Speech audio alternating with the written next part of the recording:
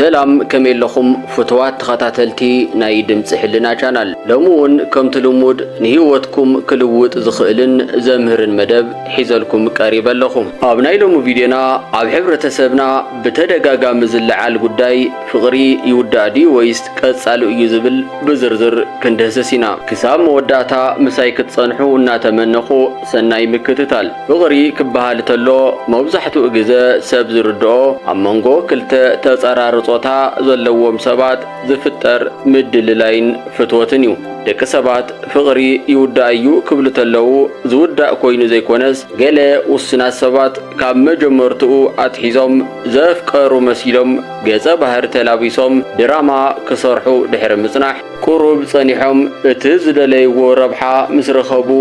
ርክቦም የቋርጹ እዚ ዝኾነሉ ምኽንያት ፍቅሪ ዝውዳእ ኮይኑ ዘይኮነስ ገና ብዓንተው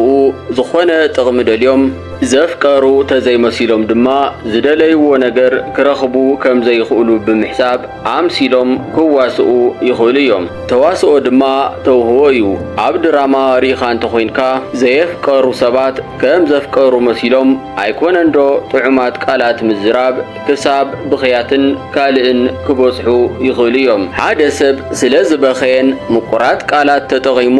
ብዘይባዕኻ ክነብር ኣይክእልን እየ ይፈትወካ እየ እንተበለካ ናይ ልቡ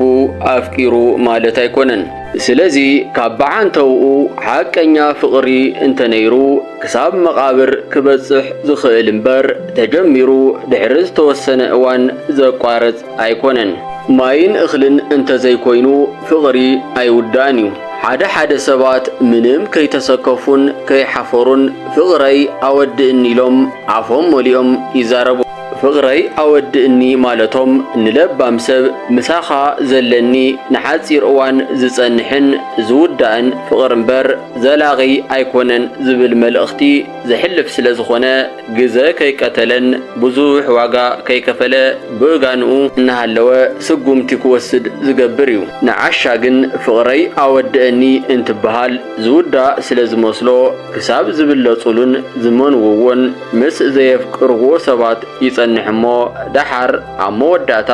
ኩሉ ዝደልይዎ ረብሓ ካብቲ ሰብ ምስ ረኸቡ ደርብየምዎ ይኸዱ ብፍላይ ድማ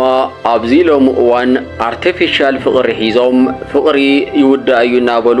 ሰባት ዘደናግሩን ዘታልሉን ኣዝዮም ብዙሓት ኣጭበርበርቲ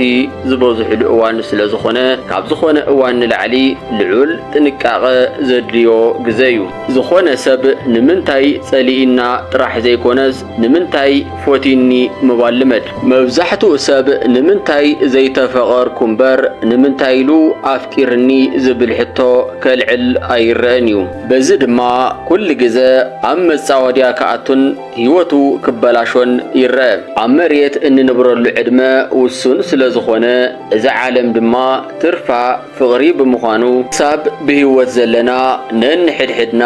ብልቢ ክንፈቓቐር ኣለና ይብል ስለዚ ኣብ መወዳእታ ክብሎ ዝደሊ ነገር እንተሃለወ ፍቅሪ ይውዳእዩ ዝብል ኣባሃህላ ጉጉይን ካብ ሓቂ ዝረሓቐን ምዃኑ ፈሊጥና ከምዚ ዓይነት ዝዛረቡ ሰባት ድማ ገሊኦም ብዘይፍላጥ ገሊኦም ድማ ኮነ ኢሎም ሰብ ከጋግዩ ምዃኖም ፈሊጥና ፍቅሪ ዘይውዳእን ምቁርን ህያብ ተፈጥሮ ስለ ዝኾነ ክነስተማቕሮ ይላቦ እምበኣርከስ ክቡራት ተኸታተልቲ ናይ ድምፂ ሕልና ቻናል ንሎሚ ዝበልክዎ መደብ ነዚ ክትከታተልዎ ጽናዕኹም ይመስል ነይሩ ነዛ ቻናል ሓደሽቲ ዝኾንኩም ሰባት ድማ ሰብስክራይብ ላይክ እና ሼር ብምግባር ኩሉ ግዜ ብዝለቆም ቁም ነገር ሓዘል ቪድዮታት ተማሂርኩም ህይወትኩም ንኽትልውጡ ተስፋ ገብር ክሳብ መወዳእታ ስለ ዝተኸታተልኩምኒ ድማ ኣዝየ መስግን ሰላም